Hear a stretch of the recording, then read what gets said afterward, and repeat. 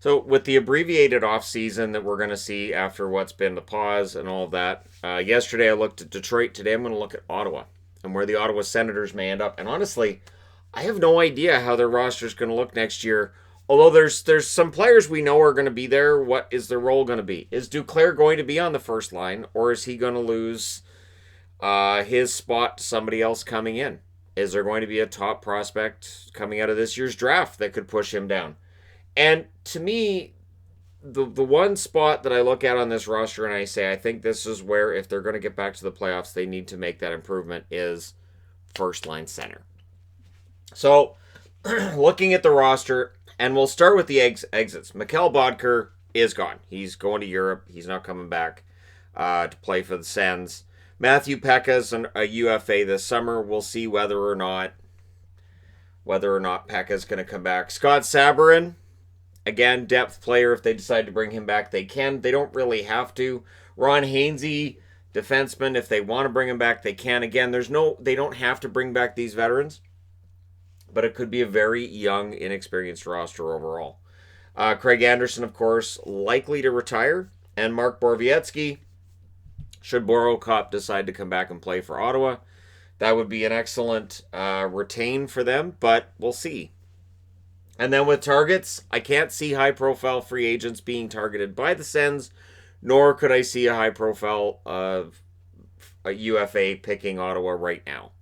But what has to happen now is something simple. And there's a reason I picked the O jersey to wear for this video. It's very likely we see a rebrand. It's very likely we see this team trying to reinvent themselves and trying to change their identity going forward, starting with this coming season. So it is very important that they show some sort of advancement. They were a very hard-working team this year, very hard to play against, and they were capable of pulling off upsets and victories through that hard work. They need to continue to do that, and they need to show that they're getting better and they're getting closer to being a playoff team. So when you look at their forward group, and again, I'm not projecting lines. I'm just going, well, it's probably going to go here. I don't know, because lines change every year, and in Ottawa, they're going to change definitely. So Brady Kachuk, number one left winger, absolutely. He takes the odd face-off here and there. I guess it's possible you could move him to center at some point. I don't know that would ever happen, but it's possible you could move him to center at some point. And Anthony Duclair, after the season he had, a bunch of goals. Now, very streaky season, but still, the overall numbers are good. So, Duclair, top six, absolutely. They have to work out his contract details in the offseason. I don't think that should be a problem. Connor Brown, Chris Tierney, and I have Balcers in top six, but honestly, Balcers, Batherson, Ryan, any of those three could end up being the second line winger, although they have the number 3 and number 5 pick. So what's going to throw this all into chaos is if they pick, let's say they pick Stützle at 3, or they pick Byfield at 3. Whoever's there, I think, is who they go for. And then at 5, Rossi, Perfetti, or Raymond. Think about it. If you get Stützle, who's a winger, and then you pick up Perfetti, who's a center, to go with him. Now, where things get interesting is you've got Colin White. He's got that contract, $4.75 million a year, I do believe, and it goes on for quite a while. And what role does he play? Does he go into that first line role? Does he take that step next year? This year it felt like there was a regression from him. There's Formenton, who's been waiting. Maybe his turn next year, and of course Batherson. And so Batherson and Formenton could end up being top 6 wingers. You push Brown down, you push down Balcers as well. Bobby Ryan, who knows? Artem Anisimov.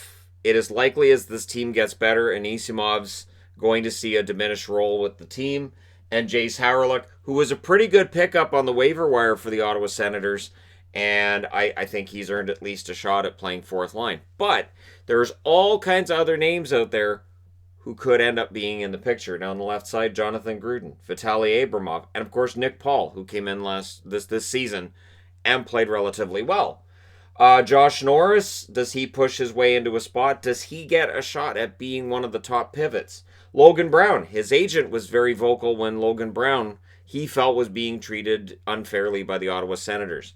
If Brown doesn't make this team out of training camp next season, I think he gets traded, or I think he demands a trade. I don't think another season in the minors is something Brown's going to want, and I don't necessarily think it's something Ottawa would want either. Philip Chlapik and Shane Pinto is on the board because Pinto is still, coming up. He's in the pipeline. So there's a lot of names here. The one thing with Ottawa is this. The more prospects you have, the greater chance you have of having somebody who's going to be an impact NHL player. And there are going to be guys who fizzle out. There are going to be guys who aren't quite as good as what is expected of them. And there are going to be issues along the way. But it's a matter of having enough guys that if one misses, that's fine. The other two hit. On the right side, I've got Jonathan Davidson here, and I've got J.C. Bowden. Bowden came in and played for them this year. And again, energy player, bottom six. And it shows that there's a lot of depth of players here. The question comes in of quality. And that's I think, where it's going to get interesting. Because if we're expecting this team to start getting better and getting closer to a playoff spot, I don't know that I see the overall quality for a playoff push yet. We need to see Foreman, Batherson at the NHL level doing this. We need to see... I think what's lacking here is that veteran leader. That Patrick Marleau, as it were. The kind of player to come in and mentor the players. And so I think it might be in the best interest of Ottawa that while they're not likely going to target a high-profile free agent, bring in a third line guy who can, help mentor guys, kind of like a Brian Boyle type, and somebody who can be that leader and the guy to just keep everything on an even keel. That's important. Now on the blue line, things get interesting because you've got that number 5 pick, which could be Drysdale. Now Drysdale could end up going to Detroit. If he doesn't, Drysdale, I think, would be a very worthwhile pickup for Ottawa. Now, people mention Bernard Docker. They mention Lassie Thompson. They mention other defensemen that are up and coming for the Senators. But Drysdale, I think, has a much higher ceiling than those other players. And so I would not be hesitant to take Drysdale if I'm the Ottawa Senators, because I think at 5, I think he's a better defenseman than the other ones that they have in the pipeline. And again, Drysdale may very well be ready to go right now, and the other defenseman in the pipeline, probably not yet. So Thomas Chabot, minute-munching defenseman, fantastic, and I think there's a hole on that right side when it comes to the number 1 defenseman on the right side.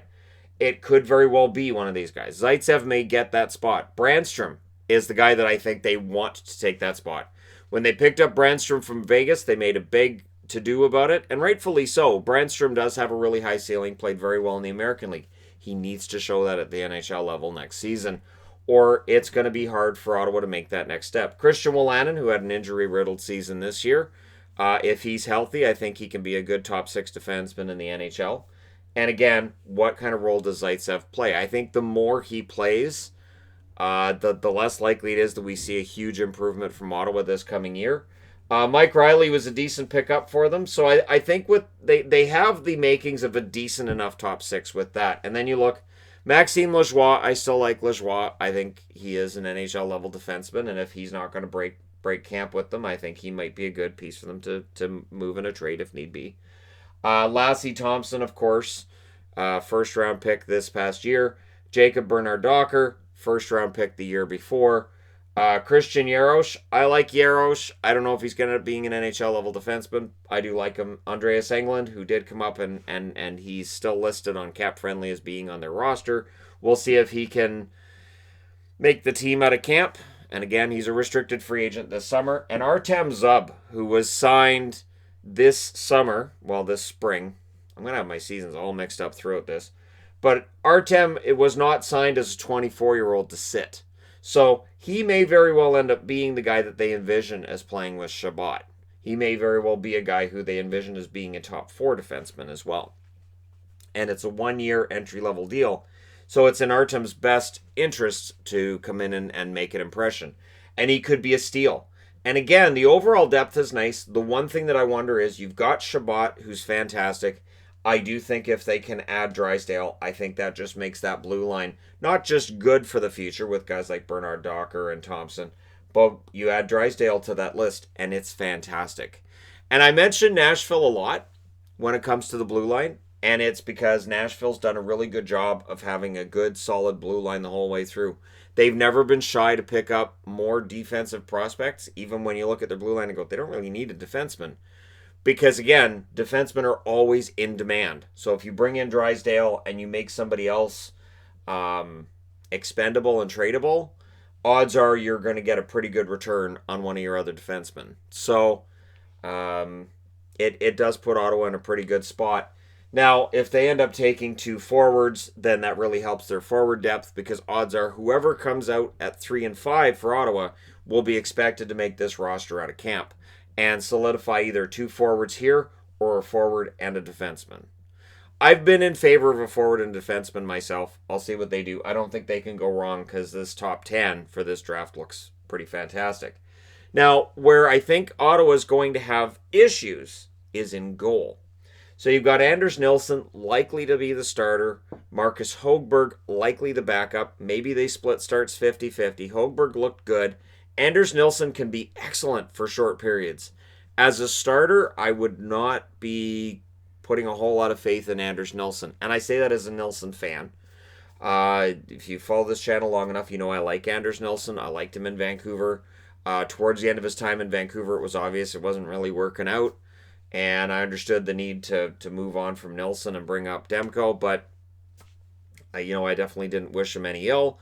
And I think he can be a good goaltender, again, for short stretches, but I don't see him as a starter.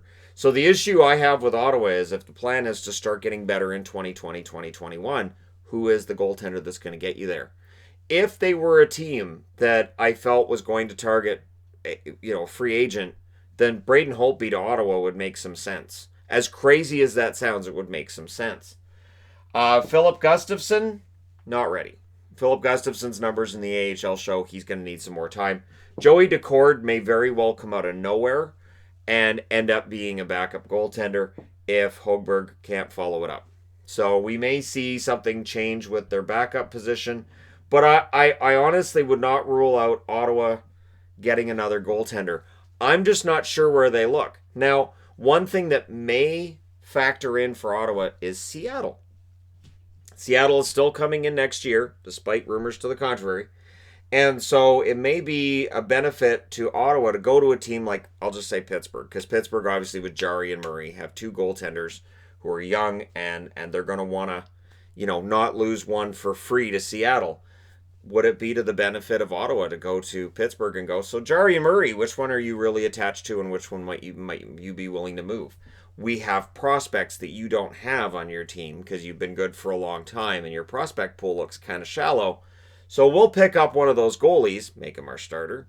I'm thinking probably Jarry. I would think Pittsburgh would want to hold on to Murray and more than Jarry, just those 2 cup rings. But let's say it's Jarry, and let's say Matt Murray goes to Ottawa. And maybe you move out a prospect or 2, maybe a draft pick for next year, and all of a sudden Ottawa's goaltending could be really good. Murray could be an absolute steal. Jarry could be an absolute steal.